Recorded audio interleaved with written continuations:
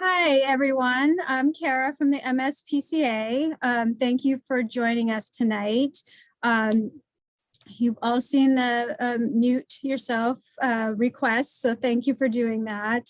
And please feel free to use the chat for any technical issues, as well as questions for Alex.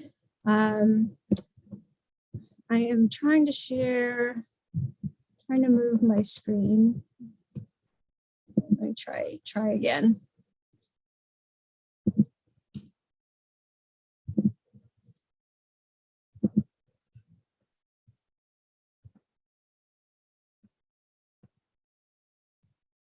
Melissa doesn't want to go down. Why it's not doing that. It's always something, right? Oh, there we go. So today we're going to talk about using the media to make change for animals.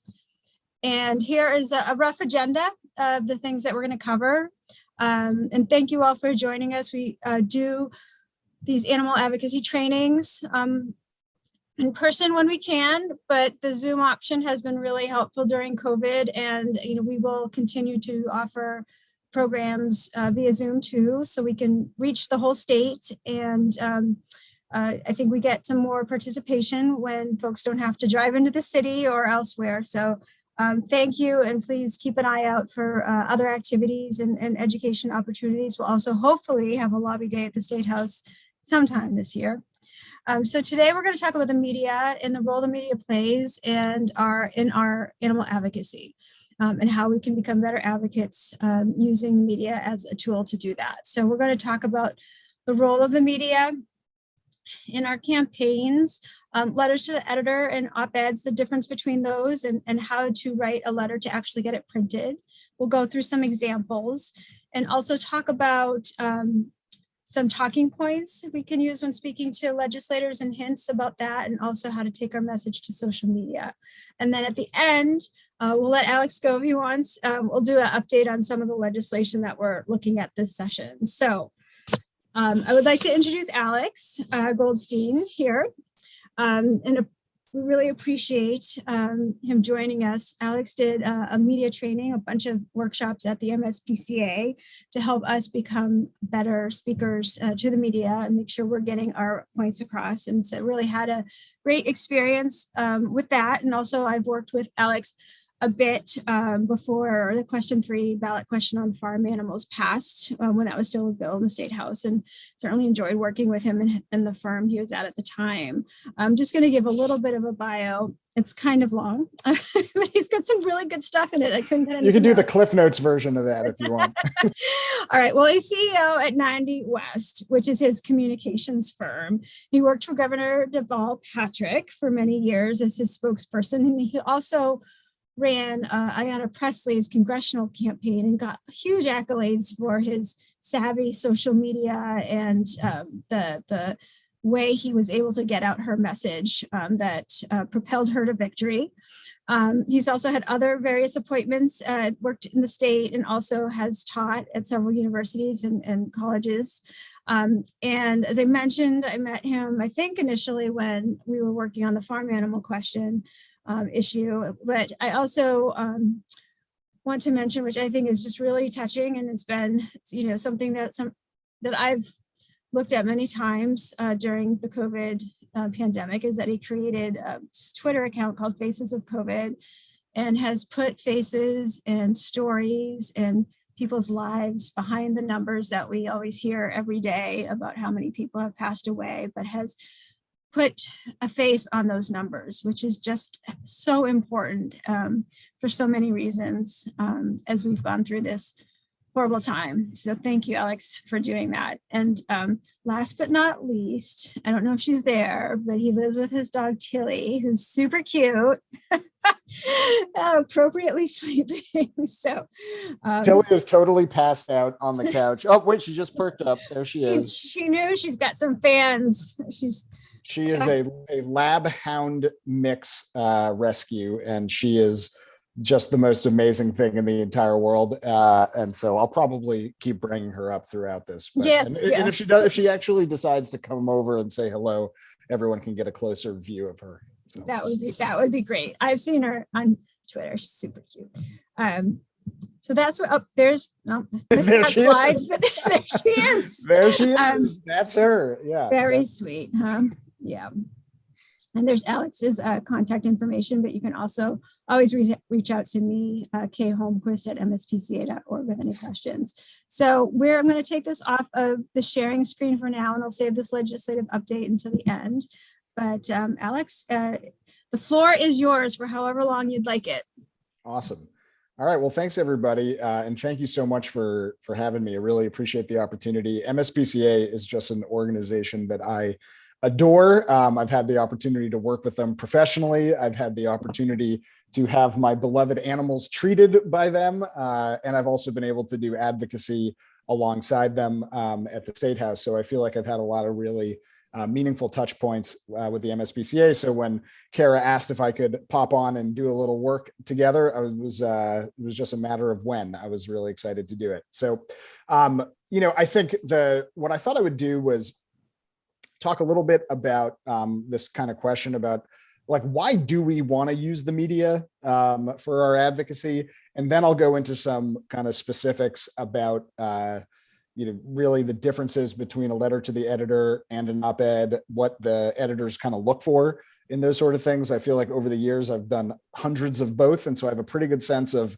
what tends to land, this type of stuff that is kind of harder to get a response on. And then I think we can also talk a little bit about, sort of some of those submission guidelines, like some things to expect once you send them in. And then of course, if at any point you have questions, feel free to drop them in the chat. I'll do my best to get to them as we go, or I can also cover them at the end. Sound good? All right. I see some nodding faces. We're good. So, some of the stuff I'll say in the beginning, I think is not necessarily groundbreaking, but I do think it is important to say it out loud, which is like, why do we, there's so many ways to communicate with people that don't require going through the media, right? Like we can use social media, we can do events, we can go canvassing, we can do phone banking and all these different things. So what is the value of using media? I thought I just wanted to like restate some of those out loud because I think there is still a lot of value in it. The media landscape has shifted a lot over the years. I like to describe it this way, which is that, when I first started working as a spokesman for Governor Patrick back in the it would have been around 2006, the biggest thing in town was if you could get on the front page of the Boston Globe. If you were above the fold on the front page of the Boston Globe, you had a pretty good expectation that everybody or many people were seeing it, right? Like if you knew the circulation of the Globe, you knew how many people were reading your story. But in 2021, that is no longer even remotely the case. Most people, I still get a hard copy Boston Globe to my door each morning because I like to read it with my coffee and I like to be able to open it up and kind of make a mess, and Tilly likes to eat part of it. And so, for me, I'm a part of that diminishing group of people that read a daily circulation newspaper. But a vast majority of people right now get their news not by even necessarily going to a news outlet's website, but they're reading it through amalgamation on social media. They're reading it on Facebook. They're reading it through what people are posting on Twitter, and they're still reading verified news articles. A lot of people are reading a lot of stuff that is not verified news, but the way in which, the channels that we use to get our news are shifting.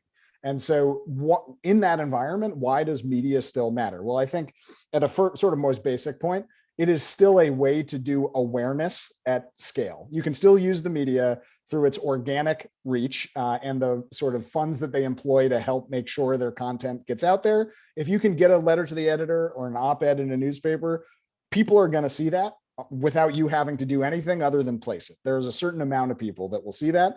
And so you get general awareness. I think another reason we lean on media is as a means of activation. So I like to distinguish between writing something with the intent of raising awareness about an issue that people might know about versus writing a piece that's activation focused, which is not about awareness, but about getting people to actually take an action, right? We want to take somebody from I'm aware of an issue to I have to do something about it. And so I think, that's one reason, another reason we write and why we use media to tell these stories. I think a third one is also accountability, because I think media outlets have credibility as institutions still, some more than others. I say, as someone who used to fight a lot with the Boston Herald versus the Boston Globe and things like that, like not all newspapers are created equally, but they are a source of accountability. And when you get an article or an op-ed or a letter to the editor that's placed, that is a good place to do accountability work. Because let me tell you, having worked on the government side, if you want to get the attention of a local elected official, or you want to thank a local elected official for something that they did well, they pay attention. There's somebody on their staff who is reading the local letters to the editor to see what people are saying about them. They might not admit to it because they don't want to seem vain or that they're spending resources on that, but I promise you they pay attention to what shows up in the paper, and somebody is paying attention if they're getting name dropped. And so accountability, I think, is still a meaningful use of media in letters to the editor and op-ed writing. I also think that newspapers still provide validation, that I can post something with my opinion in a 300-word letter to the world on my Facebook page, or I can take that exact same 300 words and get it covered in the Boston Globe as a letter to the editor and share the Boston Globe version of my letter to the editor. And people are there's going to be more validation that the Boston Globe said, this Alex guy, he's not totally nuts, we can run that, versus me saying on my Facebook page, I'm the guy, I know what I'm talking about. They're kind of giving you a stamp of approval. And I think there's still, value there. And so when we think about, okay, so now we've kind of established that's why we might use media in these situations. I think that the real question then becomes like, what's kind of the difference between a letter to the editor and an op-ed? And this is a question in my day job, I have 14 different clients across a whole bunch of different issues. And this comes up constantly, which is when situations arise, I think rather than just, I think the big question we always ask is this a letter to the editor moment, or is this an op-ed moment? And like, what's the difference? So let's maybe establish the definitions here, sort of a baseline. So op-eds and letters to the editor both show up in the same place in a newspaper, which is on the editorial page, right? They're in the opinion section.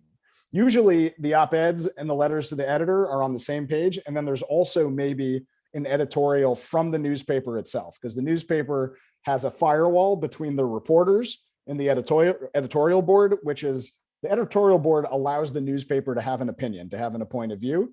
And so that's kind of the real estate of the opinion page, is the editorial from the newspaper itself, the letters to the editor, and then maybe an op-ed or two. And the biggest thing that distinguishes op-eds and letters, I say there's probably two really big things that distinguishes op-eds and letters to the editor. Length is the most obvious one. So usually most letters to the editor would be between, around 200, 300 words. And most op-eds, which, those usually tend to run around, at a minimum around 600 words, and sometimes as high as 900. I would say most news outlets have pretty explicit submission guidelines. If you want to write an op-ed about how many words it should be, they sometimes have the same guidelines for letters to the editor. And so length is obviously, you can say a whole lot more in 750 words than you can say in 200 words. So that's the big difference. But I also think that the purpose of a letter to the editor versus an op-ed are distinct. The letters to the editor are usually kind of a bookending of an ongoing conversation or a piece of coverage. So very often letters to the editor that I think are successfully placed are responding to a piece of coverage from that news outlet. And so very often you'll say, you'll see a letter to the editor that starts with, I saw the recent story about such and such. This article gets it wrong. The reality is that X, Y, and Z, right? Very common use of letters to the editor is to provide a clarification or like a footnote on top of an ongoing conversation or piece of coverage. I also think that people, I know MSPCA does this quite successfully, is using letters to the editor as a quick thank you or call out when legislators or other elected officials do the right or wrong thing. Because we said we know they pay attention.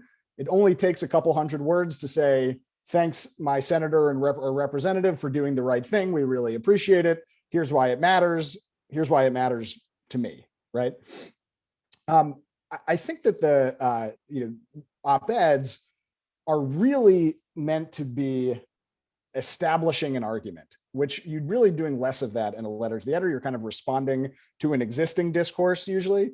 With an op-ed, you are making the argument yourself, and you are kind of choosing where you stand, and you're laying this out with a real thesis. Like, I always recommend that when people are writing op-eds, the first 1 or 2 lines of your op-ed, tell me what you're really trying to say, right? Sometimes you have to like read 5 paragraphs into an op-ed to understand what people are trying to get at. I think the best op-eds are very succinct in terms of what are we actually trying to say. So, laying out an argument and then backing it up with, data or facts or things like that. Another thing that's been interesting to observe, right now I'm working with the Boston Globe on a op-ed that's about 800 words.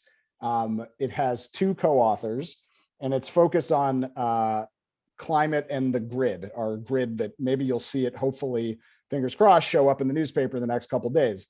To give you a sense, when I pitch letters to the editor to the Globe or elsewhere, within 48 hours, I know whether this thing's going to run or not, and then it shows up a couple of days later in the Globe. I am currently working on an op-ed with the Boston Globe that they have had in their possession for 8 weeks. And for the last 3 of those weeks, we have been fact-checking this thing to high heaven, right? Going back and forth. Are you sure about this? And this is, and it's a little excessive. It's more than I'm used to seeing. Usually that's not always like that, but you can expect to have a higher level of scrutiny, sort of challenging your argument and making sure that at least all of your facts are right. It's not to say they don't do that with letters to the editor, but I think that they're just not seen as such a signature piece of real estate, within the newspaper. So there are higher expectations there. The other thing is that most newspapers only run, 1 or 2 op-eds a day, whereas they may run 4, 5, or 6 letters to the editor. So the volume of letters to editor that they're actually running, because they're shorter and they take up less real estate, are much easier to do, which means they're going to be much more selective when it comes to choosing, which op-ed content to write. And so, usually what I recommend to people if they're trying to write an op-ed is try to say something that's missing from the conversation. And if there's already a bunch of people who are out there with the same argument that you've been making, maybe your voice isn't necessary right now. Let's save it for something that, you are introducing that's kind of new to the conversation. Whereas a letter to the editor, I actually think is the opposite. I think you want to be sort of uplifting, giving a thumbs up, agreeing with or disagreeing with, opinions that are already out there, because we're trying to show sort of where public opinion is at. I think the purpose of the letter to the editor feature for newspapers is to have an open dialogue going between the people who read the paper and the paper itself. And so I think they do really serve, some different functions there. So I thought I would also talk just for a second about, and maybe I'll stop there for a second. Are we good so far? Make sense? Okay, great. Talk a little bit about what else kind of makes good messaging in writing. Just like if you're writing, and this is, I think the key word here is we are trying to be persuasive no matter what we're doing. Letter to the editor or an op-ed, the goal at the end of the day is not just to feel good about ourselves because a newspaper ran what we said, which does happen. It does feel nice to see your name in print, but that's not the reason we did it. We're doing it because we're trying to persuade the person at the other end of it who's reading it the next morning that we had something that's worth them knowing about. And so how do you do persuasion in the context of an op-ed or a letter to the editor? I think there's really 2 core components that kind of function as a yin and yang. And this is like, I scan everything I write through this lens and say, am I kind of checking both of these boxes? I think every persuasive argument that we make in writing, even if it's just a very light touch, does need some kind of way to connect with readers at an emotional level. I think if we give people, totally, a mouthful of flour and it's really dry, it's going to be hard to keep people engaged. On the other end, we don't just want to give people our feelings. We got to be able to ground it in some substance. And I really would call that credibility. I think that the kind of perfect yin and yang of good persuasive communication, whether in writing or verbally, or through other means, is emotion on one hand and credibility on the other, and finding the right balance. A lot of times the best way to find that balance, I think on credibility, people will oftentimes use data and statistics. They may reference, people who also agree with them. So I might say, as Senator Warren and as Senator Markey have pointed out, this is a really important thing. Or I might say a new study from the MSPCA shows that 80% of people, blah, blah, blah. And then on the emotion side, I might tell a story. I might say, if I was trying to advocate for, an issue related to dogs, and actually one of my absolute favorite press conferences I did in the governor's office over the course of 8 years was a press conference that involved the MSPCA that was around what the type of coolant that went into windshield wiper fluid, or chemicals that went into windshield wiper fluid. And there was an antifreeze poisoning. Antifreeze, that's what it was, the antifreeze poisoning bill. And that, people had the opportunity in that, when we were talking about that issue, to tell their own personal stories. So that personal storytelling oftentimes is the best way to merge emotion, because it's emotional to hear people talk about their own lived experiences, but it is also credible. As a dog owner, if I tell you a story about Tilly, who is just looking so freaking cute right now, I can barely deal with it. But if I tell you a story about Tilly, I am both establishing credibility because I am a dog owner, and so I can tell you what my lived experience is to have a dog.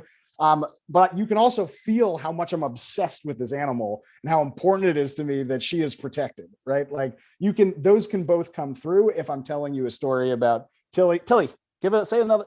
Tilly, say hi. Just passed out, totally, just like completely asleep over there. Anyway, I was hoping she would be like a little more animated from this, but she had a really long day because we found some bunny rabbits in our backyard there's a bunch of babies. And so she was very interested in what those were and wanted to explore further, but I did not allow her to. So, I think when we run it through that lens, when we're doing our writing, to think about, all right, am I finding some way, even in a couple hundred words, to connect on some kind of emotional level? Excellent. And it can even if it's only a little bit, I would say try to find a way to do it. And then am I establishing credibility that I know what I'm talking about, right? And that I'm not just kind of making it up because I want to see myself in the newspaper. I think that is a great starting point. And then I would also say that another factor, and the same goes for both op-eds and letters to the editor. And I'd say another factor is timeliness. I think oftentimes people who have the lowest success rate on placing either letters to the editor or op-eds run into it because they're talking about an issue that's too far in the past, and the newspaper makes the call that it's not relevant enough to the readers. My rule of thumb is, if I can say last month or this month in my piece, then it's still relevant enough. But if I have to say in my piece, 7 years ago, we did blah, blah, blah, blah, we're probably too far away for it to be relevant. And so I would probably move on to the next opportunity. Striking while the iron's hot, the single best way to get placement is to respond within 24 hours of a story being read. It kind of gets you a story being run. So if I'm this is specifically on the letter to the editor side, if I'm responding to a story and it runs on a Wednesday and I can submit my letter to the editor on a Thursday, I will kind of be at the front of that queue. If I wait till the following Tuesday, I'm going to be behind and probably have a much less chance of getting in there. When it comes to the op-eds, it doesn't have to be instantaneous but I do recommend that most op-eds either are speaking directly to current events or finding a tie-in that relates to current events. And that current event could be last month. Like the op-ed piece that I have with the Globe right now, when I submitted it 8 weeks ago, it was tied into the Texas grid meltdown that they had to deal with. That's still the connection we're making, but now it's like 2 months later. So getting a little nervous that they're going to be like, well, it's not relevant anymore. And I'm going to be like, well, you've held on to it for 2 months and haven't run it yet. But anyway, I won't air any more of my grievances on the Globe op-ed page. The one other thing I would add is that I think when you're writing an op-ed, so now we're talking about a 600 to 900 longer form piece, you really also, in addition to laying out that thesis at the top, we want to give it some real structure, right? We want a cadence that makes sense, some kind of like a narrative. Like if you were hearing a narrator read your op-ed back to you, that you don't feel like you're like bouncing around, right? We want to be as kind of structured as we can. And the simplest structure that I've found for op-ed writing is something I call problem, solution, validation, right? It is a cadence that is just a way to organize your thoughts. And really what we're saying with that type of cadence is, first, I'm going to tell you what the problem is. The next piece of this is I'm going to tell you what our solution is to the problem. And then the last part, I'm going to validate for you that that solution works. I'm going to point to data. I'm going to point to a story of someone who experienced it. I'm going to help you believe it and kind of make my case. And I'm sure for all of the different work that MSPCA is doing, probably lends itself oftentimes very, very well to, if we were to use the antifreeze, version of it, I think the being able to tell people what the danger is, how we can address that danger through legislation. And, that's the type of thing where you might say, well, here's how it worked in other states that have addressed this, or here's what doctors think. Here's why doctors think this is the right way to address this, or scientists think, et cetera, veterinarians. And so I think that type of cadence to me has always helped me, because when you're looking at a blank Word document and you need to write something that makes sense in 800 words, it can be a little overwhelming, even in 200 words for a letter to the editor. And to me, I just usually write, okay, I ask myself the question, what's the problem? Question mark. And then I answer it. Then I say, what's the solution? And I answer it. And then I say, what's my validation? And I describe it. And then I've got the skeleton, I think, of a really strong piece. And it's always been a nice way to organize my thoughts. I had two sort of last comments on submissions and submission guidelines. The first is that any news outlet that you submit either a letter to the editor to or an op-ed to is going to have an expectation that that is exclusive to them, which means if you write a really amazing op-ed piece and you're really pumped to get it landed, and you then pitch it to 7 different news outlets, you're going to run into a problem pretty quickly, because if more than one of them says yes, there's going to be some tension. And most of them will say on their op-ed submission page, everything submitted to us is considered exclusive to our news outlet. But that is the baseline assumption, that everything you submit in writing is exclusive to that outlet. You can't send it anywhere else until after it is already run in their newspaper. Then usually you can do whatever you want with it. Another thing I always like to really make sure of is to just quadruple check yourself to make sure there's no errors in there. I found that in the past, if a error kind of gets through and then gets printed, they will be less likely to run your stuff going forward, because someone's going to write a letter to the editor responding to your letter to the editor saying how wrong you were and how you had your information. There's nothing wrong with people disagreeing on substance, but if there's a factually incorrect piece of information, like you say this piece of legislation failed and that legislation actually passed or something like that, I think that's where people run into trouble. And so really challenging yourself to fact check it, maybe have a friend take a look at it, or if it's MSPCA work, then I'm sure Kara's happy to look at all of them. And so the making sure that somebody's kind of running it through the fact checker, I think, is really valuable. And then in terms of actually submitting them, really, it's quite simple. Most news outlets will have a letter to the editor email account. That's letters@whatevernewsoutlet.com. And then most of them will have an op-ed submission email address, which might be op-ed or submissions or something like that at newsoutlet.com. If you Google Boston Globe op-ed submission, you'll find all the information there. If you want to try to jump the line a little bit, you can usually do some sleuthing and figure out who the editor is at that paper, who focuses on letters to the editor or op-eds, and then put their name on there too. I do that sometimes just to make sure they see it, which they see it, but it helps, never hurts to remind them.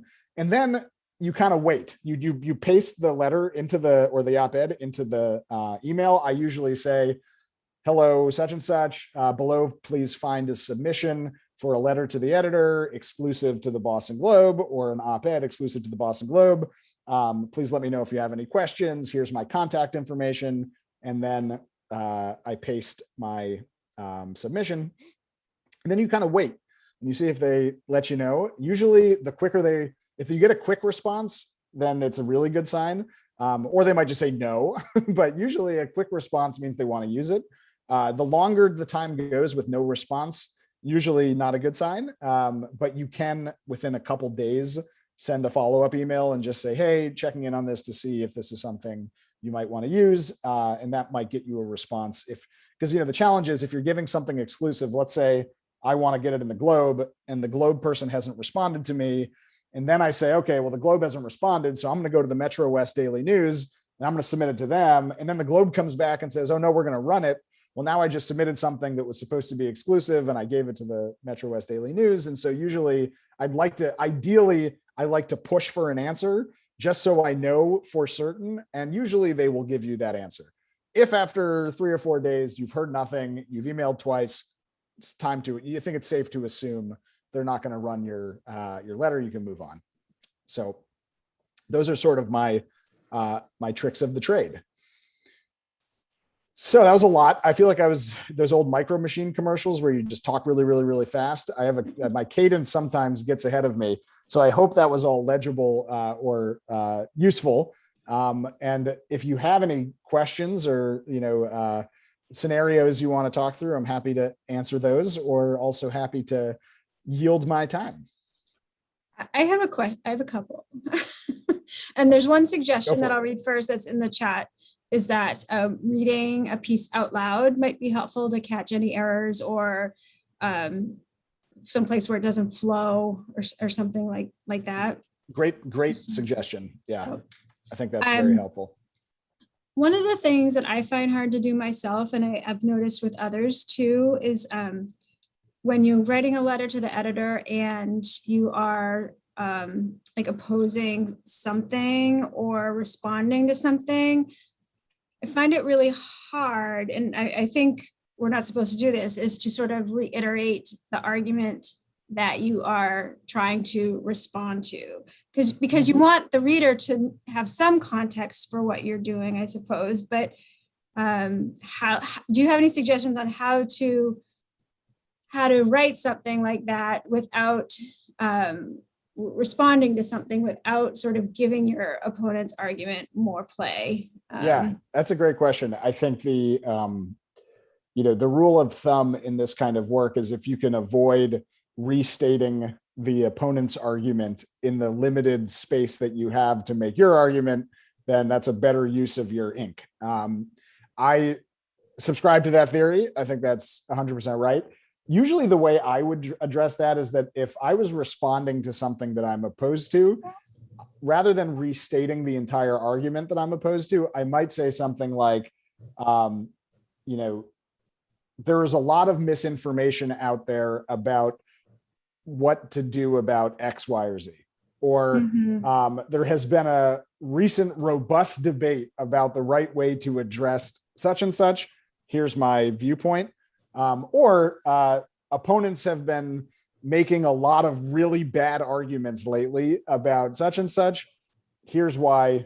Here's what we believe. Here's what the right thing to do. I try to kind of pivot it so that I don't have to restate the whole thing. Yep. I think that usually works, okay.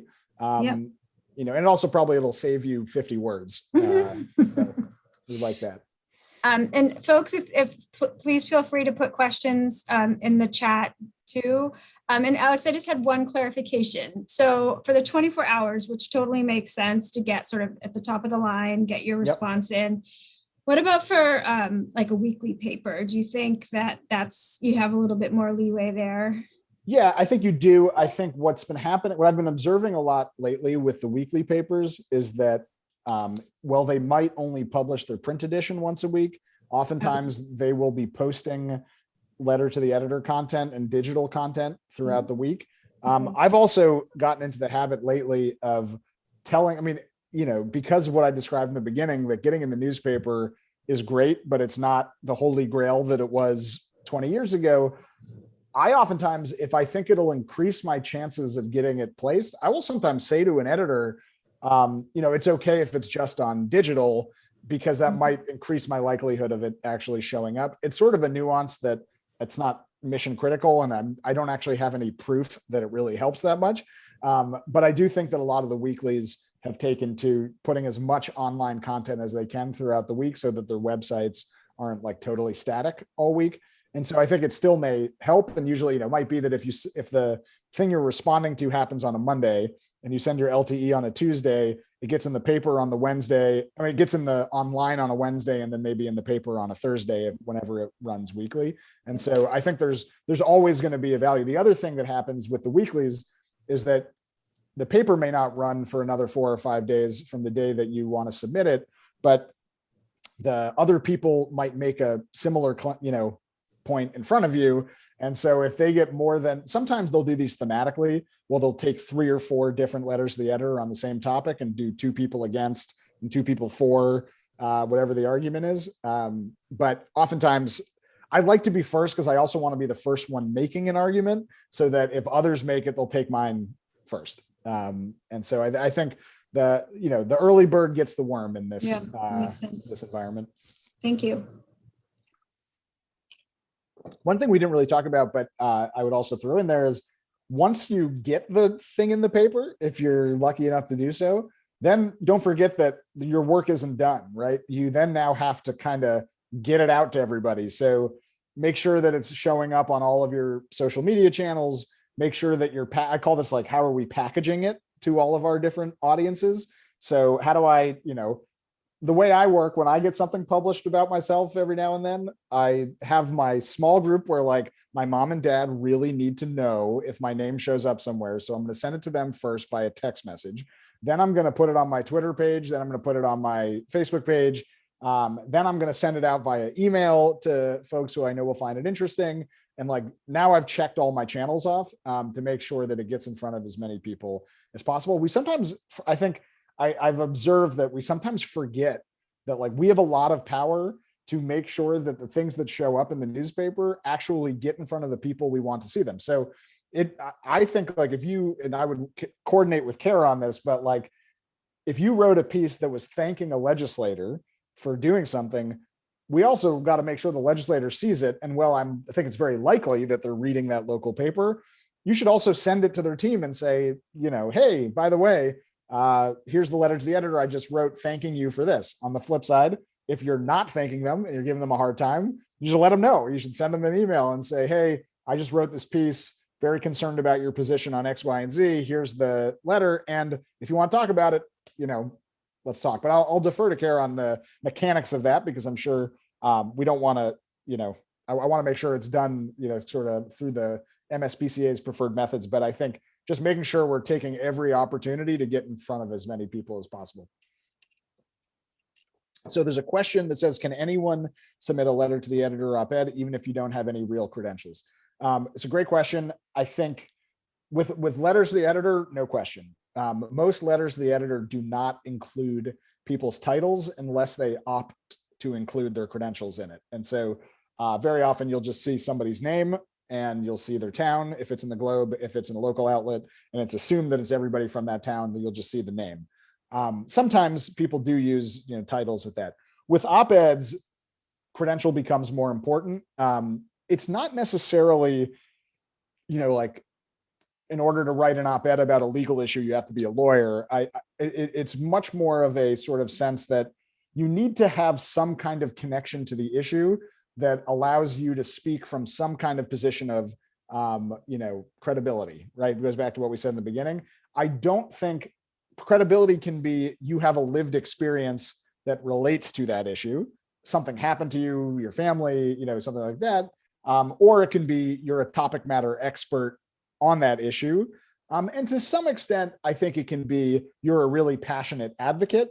But I think probably of all those categories, that alone is probably not enough of a credential most of the time for a really, long op-ed piece. But I wouldn't count it out. And the thing is, at the end of the day, it's worth trying, right? And if they say no, they say no.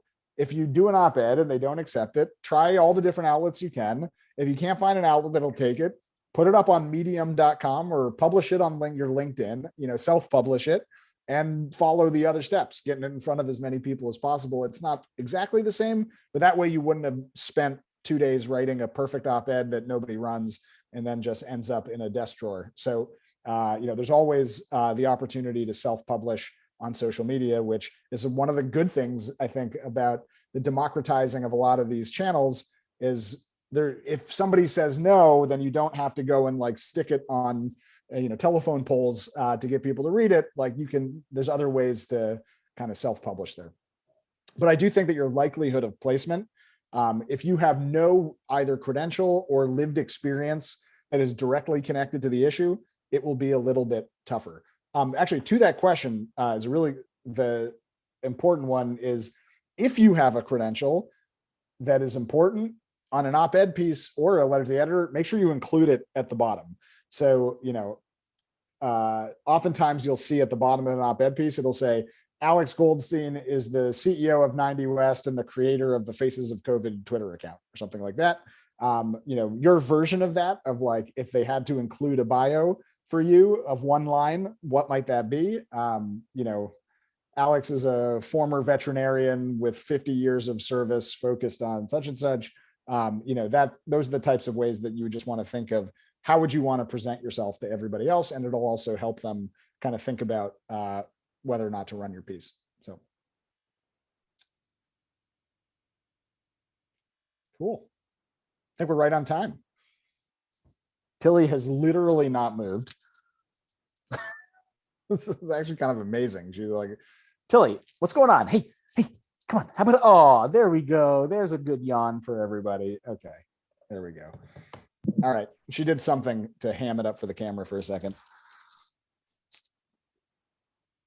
Does anybody have any other questions? I think too, what you mentioned this, but always finding out the word count, because I know Rob, our PR person, would tell me that if you don't cut your own piece, that they might cut it for you and they might not cut out they might cut out the thing that you think is most important. That's if you're lucky. They'll do that more often than not. If they see you're over the word limit, they won't even look at it. So, okay. Yeah, the word count feature is very, very, very useful. Great. Well, we can go into sort of some of the issues, and Alex, I don't want to take up more of your time than you have, but I was going to now sort of just go through some of the legislation that's pending and issues that people could write letters to the editor and op-eds on. So great. I'll stay on, but I'm going to go off camera so I can I got to go give Tilly her dinner. So well, that's very important. Yes, and if she gets up and stuff, put your camera back on. Yeah, you got it. I promise. Well, I don't want to distract everybody from the brilliant words that you're about to share, but make an exception. We have a Tilly exception built into that. Okay, awesome. All right, thanks everybody. Thank you so much, Alex. Bye-bye. So we're just going to go over now a few of the bills. If you've gone to one of our workshops, we had one, I think in March, earlier this year, when bills were just being filed. But now we're just going to give a little bit of update about what's going on in the legislature and some of the bills that are pending. So we've actually had several hearings so far, which has been nice. They're all being done via Zoom or Microsoft Teams. And it's been really, I think, a positive experience. It allows people who can't otherwise get into the State House because for a variety of reasons, people from Western Massachusetts to testify. So it's really been a lot, I'd say, easier to do via Zoom. You just still have to wait. Some of the hearings have had 80 plus people waiting to testify, waiting for their 3 minutes. So it doesn't make the hearings necessarily go any quicker or your turn come up any quicker, but you can kind of listen in and do some other stuff. You save probably several hours, even if you're coming from in town to get to the State House. So a few bills, one bill has been released and we're waiting on some other bills to hopefully move forward. And still many bills have not had hearings. Usually they'll have hearings in June and July. August, they probably won't, and then we'll pick up again in September. And we really don't know what the State House is going to look like at that point. We expect it will be open to some extent. Whether they'll be having hearings in their hearing rooms, which tend to get pretty crowded, we don't know, and how they'll maybe space things out. We're not sure. But September is looking like it may get a little bit more back to normal. But I'll just go through some of the bills that we're working on at the State House and you've probably heard about from our alerts. I don't know why this doesn't want to advance. Oh, there it goes. So this bill has had a hearing. It's moved out of committee and it is supposed to be taken up by the Senate tomorrow. And this is an amendment, an upgrade to the ballot question that many of you worked on and hopefully voted for, I guess 5 years ago, almost 4.5 years ago now. And this is an upgrade that would give hens, egg-laying hens, some vertical space. So right now, the producers aren't required to have any aviaries, perching, ramps, things like that. And now they will be able to have to have dust bathing opportunities, nesting opportunities, things that provide enrichment to the birds. And also it will include liquid eggs. So the ballot question just included eggs, as you imagine an egg to look like. But a lot of eggs are used in a liquid form in universities and restaurants and things like that. So this will provide more protections to hens because it will have more coverage.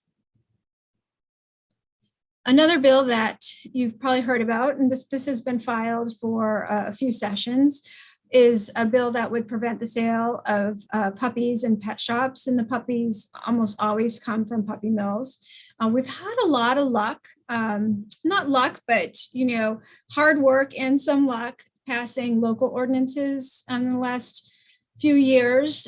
So just this summer, three towns or 2 cities and a town, North Adams, Springfield, and Plymouth passed local ordinances to end the sale of puppy mill puppies in their communities. And Springfield's pretty notable. It's a big city, but also because they had an active pet shop that was selling puppies. So they should be out of business by the end of July. But one of the helpful things about local action is not only we're impacting animals in our communities, but also the more cities and towns that take up an issue can really lend to issues moving at the State House and really show that people care about this and are supportive of this. And so we did some quick calculations, and they're a little bit old now, but we estimated that over 1 million people live in a community that has a ban on puppies being sold in pet shops. So this bill has not had a hearing yet, but will. Another bill we've been working on for a couple sessions that actually did pass the Senate, in 2018. Last year was a bit tough because so much was focused on COVID that not a lot of other issues got much traction. It was just such a crazy time, but the session before that, it did pass the Senate. And it's a bill that would allow law enforcement officers, whether they work for the MSPCA or the municipal police or our animal control officers, to write a civil citation for certain cruel conditions. We have a statute that now applies to dogs, but not to any other animals. And it's worked to really help prevent harmful situations from escalating as for dogs, but we wanted to expand those protections to other animals. So it can include farm animals, cats, other animals that may be in cruel conditions. And, the goal is to prevent it from escalating and prevent it from turning into a felony animal cruelty charge, which is good for not the animal. It's not good for the owner and certainly not good for the judicial system. So we really want to get at these situations earlier. A new bill would prevent the sale of new fur, so not something that you've had for a while or is used at a secondhand shop, from being sold in Massachusetts. Wellesley, Massachusetts and Weston, Massachusetts both passed ordinances or bylaws this past summer. And they were the first ones really outside of California to pass those municipal measures. So that was really exciting. And again, it will help lend some movement, we hope, to the state bill.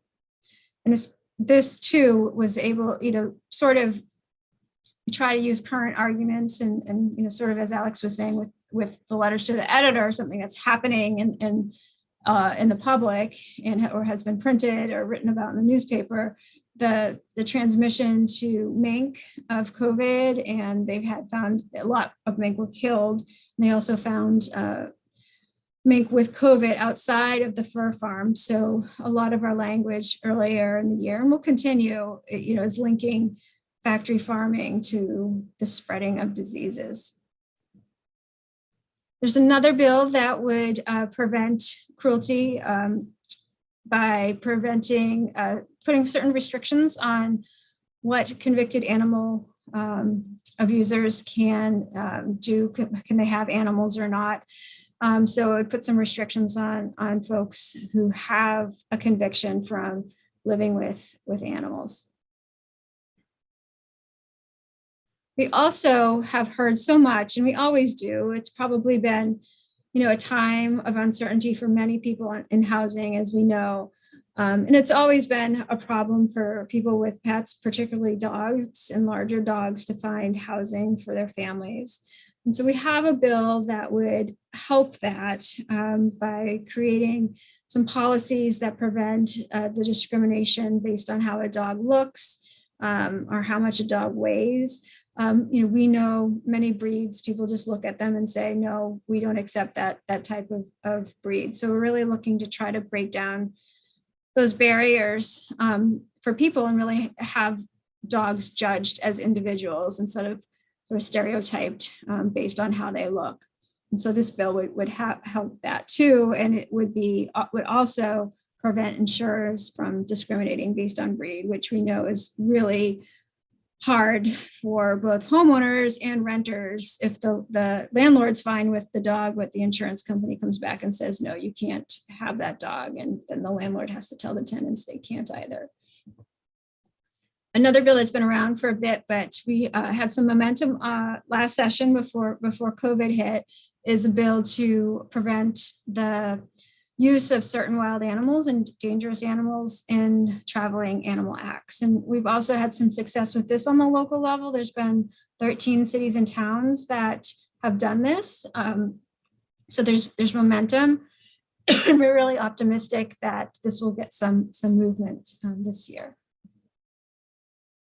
Another bill relating to the sale of puppies and kittens would provide some minimal regulations for doggy daycares and breeders. There's nearly nothing right now besides a kennel license. And we certainly hear of a lot of problems that could be solved with some regulations, not to put anybody out of business, but just to have some minimum standards to protect not just the animals, but consumers. And this bill would also prevent the sale of puppies and kittens under 8 weeks of age, and also prevent them from being sold on the street or in a public park. So that's what we have for an update. I am going to stop sharing just so I can see the chat. But if you have any questions, advocacy@MSPCA is our main email box, and you're welcome to email us anytime for updates. I will say that our state legislative page is mspca.org/current legislation. And if you'd like to get involved in working on the local level in your city or town to pass a measure, whether it's on circuses, furs, pet shops, please let us know. We're looking, to next spring when a lot of the town meetings are about what measures and what advocates are looking at doing in certain cities and towns. So it's a good time to start thinking about that. It's not, there's enough time to put together a good campaign. So please let us know if you're interested in that. And let me just chat. Poor Tilly doesn't want to eat. She wants to nap. Does anybody, if you want to turn off your mics now, if you instead of using the chat, does anybody have any questions they'd like to ask?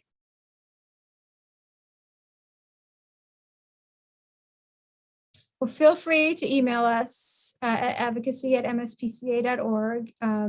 If you are interested in writing a letter to the editor or an op-ed, we're more than happy to help, both with placement and reviewing it and offering talking points. So just let us know. This is being recorded, so Melissa, maybe we can send it out with a link to our letter to the editor page on our website, and so can have that as a resource easily too. Well, it's beautiful out, so it's not as hot as it has been the past few days. So hopefully we can enjoy some of the the early summer lightness before it starts going in the other direction. So thank you all and have a nice evening.